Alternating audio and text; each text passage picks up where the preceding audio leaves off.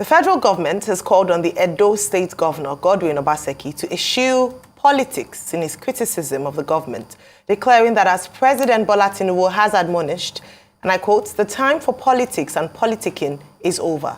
We are now in the season of the serious business of governance to build a stronger, more viable, socially cohesive, and more prosperous Nigeria," end of quote. The Minister of Information and National Orientation, Malam Mohammed Idris, delivered the rebuke in a response to a statement credited to Obaseki, which was published yesterday. He accused Obaseki of ignorance of the broader economic picture, including the advocacy of World Bank, the International Monetary Fund, IMF, and economic experts who had consistently advocated for the removal of fuel subsidy because of the fiscal distortions and burden it placed on the economy. Okay, take on this story. Well, the man said it earlier, well, not really earlier, a while ago, in terms of what was happening under President Buhari. And you begin to wonder at that time, was it true, was it not? But a number of analysts did confirm that the government under Buhari was printing money. They were printing money. The current president should just focus on the issues that matter. Leave Obaseki alone. Don't respond to a governor that has said something that a lot of people have said it was correct. And even now, they're still saying that that's exactly what happened. Why is President Tinubu's government investigating and making inquisition into everything that happened under Buhari, especially with the CBN? Why are they doing it? It's because of the things that someone like Governor Obaseki had said. So don't even engage in this. This is not a battle that I would expect the president to engage in. And it's something that worries me when we begin to even discuss this. I would expect that the president will focus on the things that affect Nigerians. The things that affect Nigerians is joblessness. Farms are closing down. Businesses are closing down. Unemployment numbers are increasing, whether the NBS does it or whether they recognize it or not.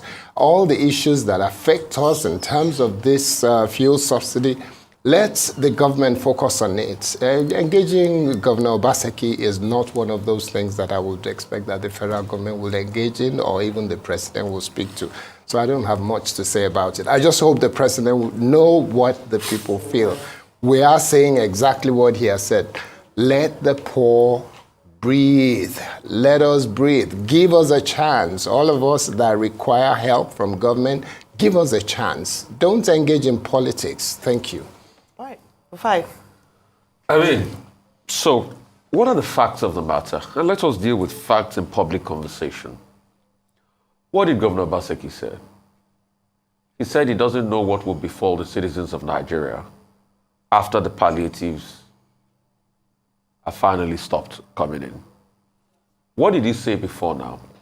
He said we were printing money. Is that a lie? No. Are those two statements statements of fact? Yes. Rufai, what's the proof? The proof is in the fact that, one, these palliatives we're even sharing are, apart from being tenured, are also loans, which the state governments have asked, how are they going to repay? Which we also saw a consensus that increased the loans of the states, because most of the palliatives given are not free. This new tranche of 5 billion given, a part of it is free, another part is not free. And it's a very pertinent question the governor asked. And he asked that question based on his knowledge as an antecedent. And his antecedents. This same Governor Obaseki is one of the most, industrious investment bankers in the country. So he knows what he's talking about. Just like when he talked about it last year that they were printing money and everybody revoked him, but it was finally proven right. We all see the numbers in Ways and Means. We all saw the CBN report. I think the government should focus on governance. And if you don't have empirical rebuttals, not say people are playing politics. Because what Governor Obaseki has done is asked a vital question that I thought the government would be able to bring a template by saying that once we end subsidy, we will have achieved sort of economic growth to be able to buffer the effect of the subsidy removal. And I think also this thing that people in government do to gaslight everybody is wrong. When people ask that what did you put in place after removal of subsidy, it does not mean that they did not want subsidy to be removed. Because I've seen that nuanced debate in the bit of gaslighting people in this conversation. All we said was that the president did not prepare for subsidy removal, that some things ought to be put in place before he removes subsidy. We're not saying we don't support it.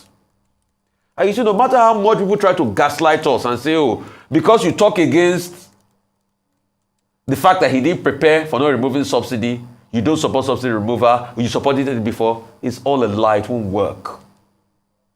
1,000 lies does not make a true word. A lie is a lie from the pit of hell. What I expect the government to do is to give a robust response that, oh, we have put in dynamic ways in place to be able to buffer the economy after the subsidy renewal goes. That's a very good response. Not saying the governor is playing politics. Isn't that a hard thing to be able to bring up national discourse to be able to grow our country?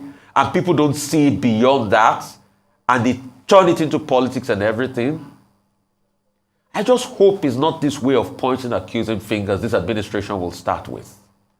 And the Minister of Information should do well as regards just informing us what the government is doing in all this. Not pointing accusing fingers at governors that is just simply saying that we should look at the future of this country. And please, for the love of mercy, if we want to have very veritable conversation in society, it's not by gaslighting others. I have unanimously, and most people unanimously affirm that subsidies must go. But what we have constantly asked for is, what are the plans put in place? These palliatives were not put in place hitherto. It was after the cry for the biting effect of the subsidy removal that this palliative started to kick in, which a lot of people feel is a result of poor planning. And hey, this government must remember, if you fail to plan, you plan to fail. Thank you.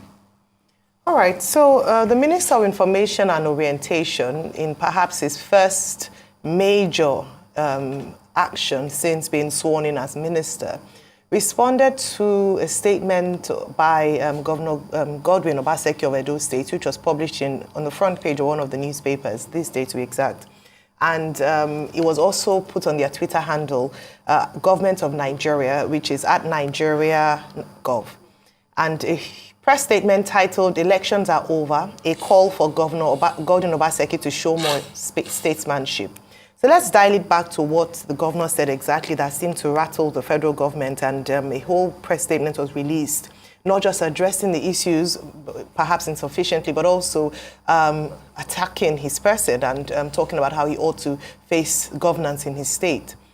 He said, and I'll quote from Governor Obaseki, "I'm shocked that people who campaigned around the country saying that they will remove subsidies, but had no clear plans on what to do after subsidy removal.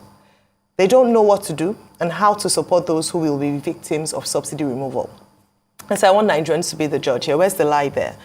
Governor Obaseki hasn't said anything out of the ordinary, hasn't said anything that we haven't said here, hasn't said anything out of what analysts and experts have said. That it seems as if this particular administration didn't have a clear-cut-out plan. In fact, the president himself did mention that he spoke out of the speech during the inauguration to say that subsidy is gone. So if it was not part of the plan to have announced that, it means that there wasn't a concrete or full plan to address the issues. Now, beyond even saying this, the evidence is there for all to see. In over 75 days, almost 3 months now, nothing concrete or substantial in terms of palliatives to cushion the effect of the removal of subsidy. Again, to emphasize that this has been called by World Bank, IMF, that subsidy has to go. But even in their reports, if you read the reports from the World Bank and IMF, they would usually state some things that ought to be in place to ensure a smooth transition from subsidy to the removal of subsidy. That is the bone of contention here. Not the fact that subsidy was removed, and not because he's against a particular government or he's not showing statesmanship. It is that he's stating the obvious because he's speaking on behalf of his people. I hope they feel the pulse of Nigerians and they actually listen to what people are saying. That hardship, look at the inflation rates, which Governor Obaseki mentioned in his statement. Look at this, people, the lack of cars, just even walking on your streets, it's obvious, without even taking empirical evidence as to the hardship it has put on people. Manufacturers have talked. The SMEs have spoken. A number of people have spoken about the hardship faced by Nigerians. And so when we advocate for the people that the government should do something, it shouldn't be seen as an attack or politicking. It is the state of the nation. Yesterday, we had Obong Victor Atta, who said that if there was anything worse than depressingly dire to describe the state of the nation, that's what he would say. Now, the essence of criticism or statements like this is not to make or put the government in bad light. It is to bring to fore the challenges and the plight of the people so that action can be taken. And so, just following that, under the story, we had the Katsina State Commissioner of Information who came out to say even the 5 billion naira that was promised as palliatives, they'd only gotten 2 billion naira out of it. What can we already criticized the fact that, well, I criticized the fact that 5 billion naira was a drop in the ocean. And then you're not even able to pay up the full amount of money. And you say that you had plans. Where are the plans? The taste of the pudding is in the eating. It's not about what is announced. It's the evidence before the people. So, for Minister Mohammed Idris, absolutely doing his work, he must speak on behalf of the government. But we do believe that in speaking for the government, the people want to see facts. It's not about slinging stones or politicking. Let the people be at the forefront of what the government is doing. Bring us facts. Where is the evidence? What has this government done to alleviate the sufferings of the people? Move on to our next story now. According to statistics from the National Bureau of Statistics, NBS, there has been a sharp drop in Nigeria's unemployment rate. The NBS says the figures are based on the new methodology of labor force survey, undertaken in collaboration with the World Bank and International Labour Organization. Nkechi Nana reports. After a 2-year hiatus, the National Bureau of Statistics releases its labor force survey report, showing a significant shift in its unemployment figures. The unemployment rate experienced a dramatic drop from 33.3% in 2020 to 5.3% in Q4 of 2022 and 4.1% in the first quarter of 2023. But there's a twist to this story that unveils a tale of a methodological change and its impact on the nation's workforce statistics. The disparities between the 2020 figures and the current ones are attributed to the adoption of a new methodology in the labor force survey. But after the publication that we have during the COVID-19 era or period, that is Q4 2020 labor force figure, which was significantly reduced by the COVID-19 lockdown, it became necessary for us to re-examine the methodology and approach for conducting the labor force survey. The new standards recognize all forms of work carried out, whether the work is being paid or unpaid, and then, as we said, we want to be able to integrate with GDP and other data in the country. These issues, among others, limitations, form the main cause why we are changing to this new methodology. Some of the changes include increasing the size of the sample to represent more people, which gave rise to these figures. The data collection for the revised NLFS is based on a sample of 35,520 households. The new standard also recognizes the working age population as persons aged 15 years and above, as opposed to the former age capped at 64. In regards to the working hours, the NBS new standard defines the unemployed as persons within the labor force who within the reference period, 7 days, did not work for pay or profit for a minimum of 1 hour. Working age population, as seen in the presentation and the documentary itself, this was defined previously as people aged 15 to 64. But with this new concept and definition that we are using, which is what is applicable all over other countries. We are changing it to 15 years and above. We are not capping it at 64 again. What about the unemployed? This appears to be the most controversial among the changes that we are announcing and that will be seen today. The new standard defines unemployment as persons with the labor force, within the labor force, who within the 7 days reference period did not work for pay or profit for a minimum of 1 hour. A country's unemployment data is a major indicator that measures the performance of any economy and helps to hold politicians and policymakers accountable for their promises. As Nigeria navigates through this dynamic landscape, the importance of a more comprehensive picture of the labor market to make better policy decisions is required. Nkechi Nana, Arise News.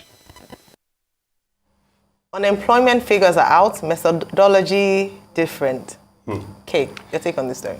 I was looking at the methodology, and let me remove my glasses to see properly, because they said in the document that they shared, the old methodology says that all those working age population who are engaged in any activity that produce goods or provide services for a minimum of 20 hours in the reference period are employed. And now the new methodology says all those working age population who during the reference period were engaged in any activity to produce goods or services for pay or profit. In essence, what this means, what it translates into, is that if you're working 20 hours, you're considered as employed. But now, if you're producing anything that is profitable, even if you do it in 1 hour, it is small gari or coconut. You break one coconut, you sell it, and you make profit, you are employed. I don't understand that kind of logic. It doesn't make sense. The essence is you now suddenly discovered that in doing it that way, you're ending up with being able to say unemployment has fallen. That methodology, they claim that it is the same methodology that is, how do I put it, that is within the standard of the ILO. And that's fine. If that's what ILO says, that's fine. But for me, a number of issues are there. If the standard you're using or the methodology that you're using is one that captures more people as being employed as against being unemployed, then it looks like the numbers are being cooked. And if it looks like it, there is a reason for a lot of people to question it. So there is a lot of questions here. Forget about statistics. Forget about what NBS says to you. I know for a fact that in the area where I live, I see more young men hanging around the street that are unemployed, that are looking for opportunities to get something to do, even if it is just to clean your car. So all of these issues are there, and you say that the number is increasing? Absolutely not. Not with the situation that we face in Nigeria today, unless we want to lie to ourselves. So I would let Rufai take it on from here. But for me, that standard may said to not be flawed by ILO, but by Nigerian standard, considering the realities of our time, I don't want to believe that unemployment is falling. You're laughing. This country is magic. It's magic. It's season field. It's magic, eh? You see, it's so shocking. All of a sudden, from 33% unemployment rate, we just crashed to 4.1 by changing methodology. Nigeria just became better overnight. It's a joke. You see, let me also shock you. Let me take this joke further. Global unemployment rates: Japan 2.5%, America 3.5%, Nigeria 4.1%, UK 4.2%. Indonesia 5.4%, Canada 5.5%, Germany 5.6%, Egypt 7.0%. Overnight, Nigeria unemployment rate became better than that of the UK, that a lot of Nigerians are jackpot into, than that of China, and that of Germany, ahead of Egypt, ahead of Brazil. In fact, Nigeria now has one of the lowest unemployment rates in the world. In the entire universe. How long are we going to take this national joke further? Isn't this disgrace enough? You can see what happened with BRICS. Nations don't take us seriously any longer. KPMG made a projection that unemployment should be over 40% as we speak. We did not release unemployment data for about 2 years in a row since last quarter 2020. And all of a sudden, we revised the methodology to favor a funny narrative that only 1 hour of work every day means you're employed. I think the Nigerian state should not do this to our policymakers. We shouldn't deceive ourselves. You see, the greatest thing you can ever do to yourself is self-deceit. Because it doesn't move away the problems. The problems are there. And when you deceive yourself, you don't get anywhere. So what you're saying is that if I leave my house, all right, for 1 hour every day, 7 days a week, I'm employed. And policymakers feel we should accept that in this country where there's biting inflation, biting unemployment, in a country about 133 million people living in multidimensional poverty. So if Nigeria's employment rate is 4.1% as it's being celebrated now, why do we have over 133 million people living in multidimensional poverty? Can we also juxtapose the poverty rates in the country we have not beaten now to their unemployment rates? Let's start by doing that. And now we're doing comparative methodology because it suits us all of a sudden. I think for us to tell ourselves the truth, let's go back to the former methodology that showed us where we truly were. Go to the companies, they're laying off people more than ever before. Now you're telling me overnight that Nigeria has a better unemployment rate than Germany? That Germany that creates so many jobs? Than the American economy that we know from job numbers, how many jobs they create monthly? The first data I would challenge the MBS to give us is how many jobs we are creating on a monthly basis in Nigeria. Now that we are almost as par with unemployment. And I saw a certain minister tweet this to celebrate this. We have become a pantomime in this country. And we're taking this joke too far. All right. Okay, so we will have an expert speak to us in the course of today's show with regards to this new unemployment figures. The truth is that, and I think we spoke about this earlier when Rotus was here, that when we heard that the NBS was going to be releasing figures, we were quite looking forward to it because we had talked about the fact that we needed to know where we were in terms of numbers and statistics, facts, so that this new administration can understand the level or the extent of the work on their hands. Don't forget that this present administration, under the campaign of President Bola Tinubu, had put job creation as one of its key focus areas as a government. So having these numbers, it would have been quite critical as to understanding the depth or the how bad the issue was so that they can then begin to know how to fix it. However, when we're not willing, and by the way, I must mention that the Statistician General, Mr. Semiu Adeniro, emphasized that this was not in any way, I want to take it, the figures today are not based on any performance of any sort, but strictly, and I repeat, strictly on the change in methodology, end of quote. He said this. So just to clarify that he also was aware that it's not in tandem with what had been the reality of Nigerians. But it does look nice for a headline for any government to see unemployment at 4.1% in Nigeria. So in terms of the optics for this government, nice. But in terms of coming down to reality, it is important for this government to get the true numbers and the true picture. Truthfully, without getting the numbers, all you need to do is to look around you to understand that we are faced with an unemployment crisis. And that's why it's not just the federal government, but state governments. Lagos State government has the Lagos State Employment Trust Fund and other initiatives like that to encourage and stimulate the economy for job creation.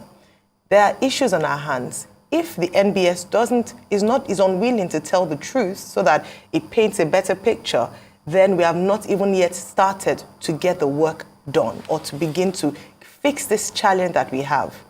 We have a huge problem of brain drain. In fact, beyond food security, a state of emergency on food security, there should be a state of emergency on human capital development and the loss of, and the brain drain that's going on. Look around us. Many of us know at least 2 people who have jackpot. In other words, who have migrated to other countries. Where, I mean, we have people who are going for university education that they don't need, just so that they have an opportunity to move to another country. The situation is bad. Beyond unemployment, let's talk about underemployment and the fact that people in employment are not even working up to their qualifications, or they're underemployed, or are not earning as they ought to earn based on their level. And this is what is attractive for young people. We're losing our best brains. That's the truth. Look at our tech space. Look at the banking industry. Every industry has been affected by this. And so whilst the numbers look good in terms of on paper for this government, it is not a true picture of the unemployment situation in Nigeria. And I hope no one is fooled by that, where you see that, oh, okay, it looks like we're doing well. We need to know how well policies under the last administration did in terms of creating jobs and where the gaps are, so that we can plug those gaps and get Nigeria productive again and get our young people in jobs again. That's what we want to see. Yeah. We're out of time now, but we're out of time, but I still keep looking at the methodology, and it clearly states that any activity to produce good or provide services for pay, if you collect 3 naira or 100 naira, that's it, you're employed. It's just reduced. It's ridiculous. We have to go now.